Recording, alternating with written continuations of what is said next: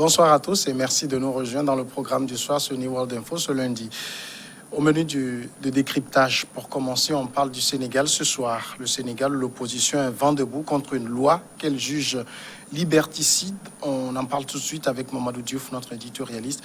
Bonsoir Mamadou Diouf. Bonsoir Samuel.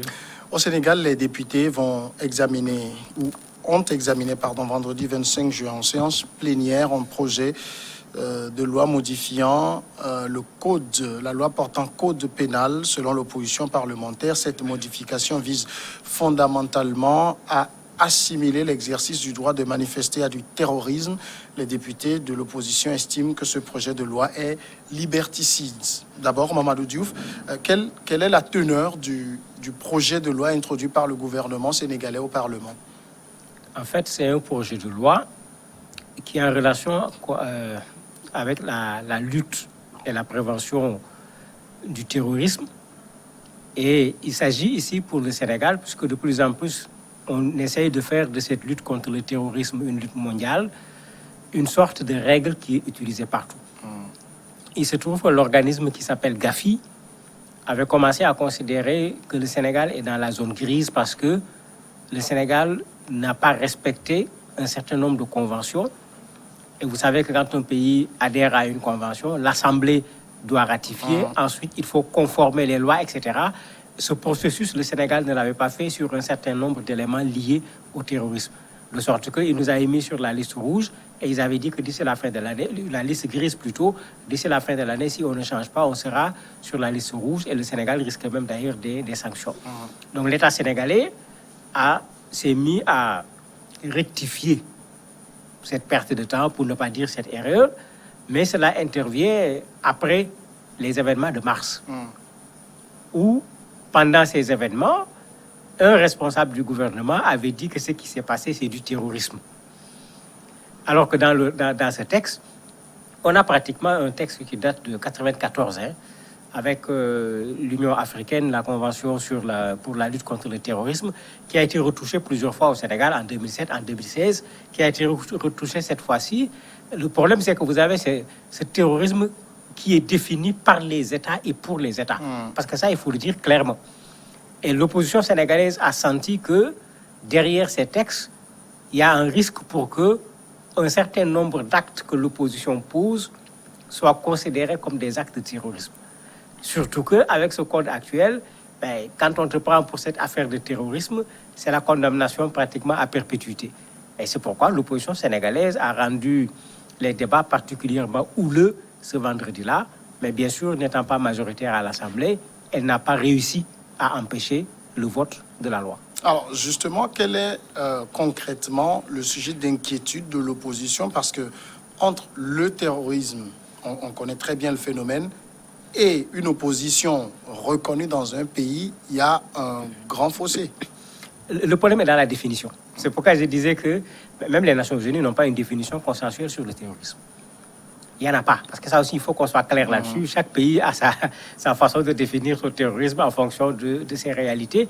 Et ça crée ce risque maintenant pour que, quand d'autres activités se mènent, que ces activités soient considérées comme du terrorisme. Si je reviens à ce texte de 1994, qui sert pratiquement de base à tout ce qui a été fait comme texte, on dit est considéré comme acte terroriste toute action susceptible de mettre en danger la vie, l'intégrité physique, etc. On cite un certain nombre de choses. Ensuite, on dit qu'il a été fait dans l'intention d'intimider, de provoquer la terreur, etc. Mais on ajoute qu'il peut amener également à perturber le fonctionnement normal des institutions, etc., etc. C'est-à-dire, quand vous regardez, même ce qu'on appelait habituellement trouble à l'ordre public devient du terrorisme. Et certains pays ont commencé à l'appliquer. Quand vous appelez les populations à la résistance, que les populations sortent, il y a de la casse, on dit c'est du terrorisme. Vous appelez les populations à la résistance, à ne pas laisser un État vouloir amener les populations vers une destination qui n'est pas du tout la bonne, on dit, mais voilà, il appelle les gens, on ne parle plus d'insurrection, on dit terrorisme. Et c'est ça que l'opposition sénégalaise a vu, et l'opposition sénégalaise a dit, niet, il ne faudrait pas qu'une telle loi passe comme ça en urgence, parce qu'on l'a fait passer également par la procédure d'urgence. Les gens ont dit niet, mais une telle loi, il faut s'asseoir, il faut expliquer que les choses soient claires. Dans la loi, par exemple, on parlait également de responsabilité individuelle et de responsabilité morale. C'est pourquoi les députés ont dit, mais nous organisons des marches, nous organisons des manifestations, nous organisons notre marche. Vous infiltrez notre marche, parce que c'est l'expression que Déthié Fall, le député Déthié Fall a utilisée. Et après, ces gens-là organisent des casses. Vous accusez l'organisation d'être une organisation terroriste, et le premier responsable, le responsable moral de l'organisation, c'est-à-dire la personne morale, il risque d'être condamné à perpétuité, parce que la marche, comme j'ai donné la définition tout à l'heure, il y a eu dégradation de biens privés ou publics, etc. Et cela est considéré comme acte terroriste. Et c'est ça qui a fait que l'opposition sénégalaise considère qu'en fait, derrière la loi, parce que l'opposition sénégalaise ne s'oppose pas à la lutte contre le terrorisme, mais ils disent que la façon dont la loi est présentée, la même loi peut être utilisée contre l'opposition sénégalaise. Et c'est très vrai. Au Sénégal, on ne l'a pas encore fait, mais il y a dans beaucoup de pays d'Afrique où des opposants ont été qualifiés de terroristes alors qu'on ne les a jamais vus ni avec un bâton ni avec un revolver. Mais parce qu'ils ont réussi à mobiliser les populations dans leur pays pour aller à l'encontre d'un gouvernement qu'ils considéraient n'étant pas en mesure de satisfaire les besoins fondamentaux des populations. Alors, la loi de la majorité a fait son effet. Le projet de loi a été adopté par le Parlement. Est-ce parce que l'opposition sénégalaise n'a pas réussi à mobiliser le peuple contre ce projet? Ils ne pouvaient pas mobiliser le peuple. Parce que comme la loi est passée en procédure d'urgence, c'est pratiquement la nuit qu'ils ont commencé à sensibiliser. Puisque le système de l'Assemblée, on vous envoie les choses dans les boîtes postales, en fait, des boîtes privées au niveau de l'Assemblée. Ils ont eu les infos avec du retard, puisque c'était une procédure d'urgence. Il n'y a pas eu ce temps qu'on avait d'habitude pour d'abord expliquer, parce que pour amener les populations à sortir, il faut pouvoir leur expliquer ce qui se passe. Ils n'ont pas eu ce temps. C'est vrai qu'une conférence de presse a été faite, mais cette loi est tellement compliquée. L'article 1, tout simplement, a, je crois, 19 alinéas.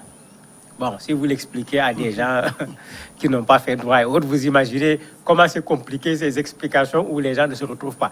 C'est tellement vrai que le jour du vote à l'Assemblée, quand il y a eu les débats entre les juristes dans les médias sénégalais, entre les politiques de tous bords dans les médias sénégalais, mais les gens ne se retrouvaient pas dans ce qu'ils disaient.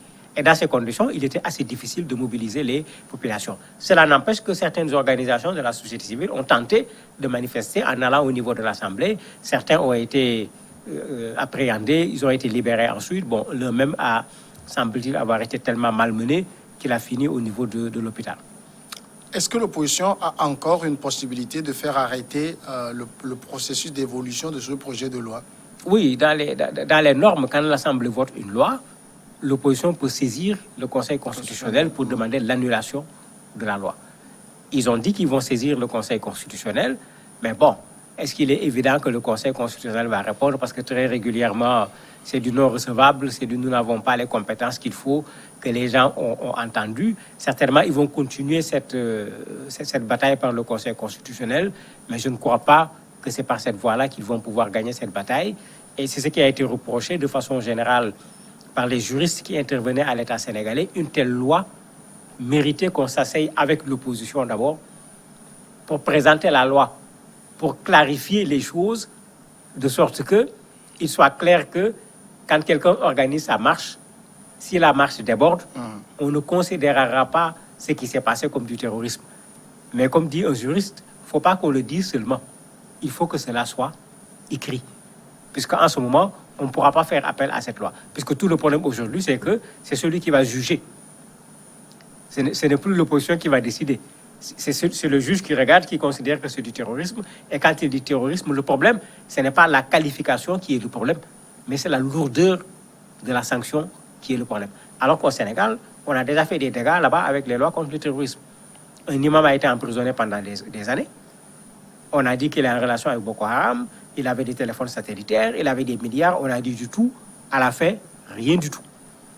Il y a un jeune qui faisait le bac, qui a été emprisonné de la même façon. Ce jeune-là, on s'est rendu compte après qu'il avait des problèmes psychologiques. Il a été interné au niveau de l'hôpital Fann, l'hôpital psychiatrique. Tout récemment, même quand il est allé à son jugement, parce qu'il contestait ce qui avait été fait, quelques jours après, il est retourné encore au niveau de l'hôpital psychiatrique. Mais le problème, c'est que dans le monde de façon générale, quand on dit terrorisme, c'est la précipitation, c'est la force. Il ne faut pas qu'on oublie que les Américains sont passés par là. Après l'attentat du 11 septembre, avec le Patriotic Act, on a arrêté les gens n'importe comment. On a arrêté même des Sikhs qui sont des hindous parce qu'ils étaient barbus, ils avaient leur turban, puisque c'est ça leur habillement. On les a confondus à des partisans de Ben Laden. Beaucoup de dégâts ont été faits avec cette situation où quand on dit terrorisme, c'est comme si les gens ne sont plus capables de s'arrêter et de faire les choses comme il se doit. Et c'est une des raisons pour laquelle l'opposition sénégalaise s'inquiète, puisque les arrestations, les perquisitions, quand c'est le terrorisme, bon, on laisse tomber un certain nombre de préalables, on a la possibilité d'aller rapidement, et dans ce rapidement, on commet souvent beaucoup d'erreurs. Et puis, derrière cette loi, les députés de l'opposition et l'opposition sénégalaise en général, ils lient une manière pour le président Macky Sall de se mettre en route pour un troisième mandat, mais c'est clair. En muselant l'opposition. Mais c'est clair. C'est carrément ce que quelqu'un comme le député Ousmane Sonko, qui a été candidat aux élections présidentielles, a dit. Il est en train de baliser le chemin. Parce qu'une chose est sûre, si Macky dit qu'il est candidat à un troisième mandat au Sénégal, tout peut arriver au Sénégal. Il faut être très clair là-dessus. Et ça, l'opposition est en train de le préparer. Pour ne pas dire même c'est déjà prêt. D'ailleurs, quand ils ont organisé leur meeting du 23 mars, qui était une date importante dans la démocratie sénégalaise, où on a empêché le président Wade de faire passer une loi à l'Assemblée qui lui permettait d'installer un vice-président, les gens pensaient que cela aurait pu être son fils, de pouvoir passer aux élections même avec 25% de l'électorat, etc. C'est le peuple sénégalais qui était sorti. Mais cette sortie était due à toute une préparation du peuple sénégalais et un même contexte que celui-là où on soupçonnait Wade de vouloir avoir un troisième mandat. De sorte qu'aujourd'hui, bien que le président n'a pas dit clairement s'il va avoir un troisième mandat ou pas, un des débats les plus importants dans la scène politique sénégalaise aujourd'hui, c'est cette question du troisième mandat du président Macky Sall. Et si les gens doivent s'opposer, ça sera par la rue.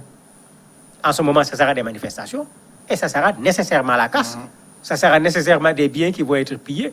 Si on applique cette loi, ces gens seront accusés de terrorisme. C'est pourquoi ils disent qu'en fait, même malgré tout ce que j'ai dit sur le GAFI, qui est quand même une réalité, l'État veut en profiter pour régler en même temps ce problème de troisième mandat en empêchant aux gens de pouvoir user de leurs droits de résistance par rapport à un troisième mandat. Et on s'imagine que par rapport aux critiques de l'opposition, le pouvoir balaye du revers de la main.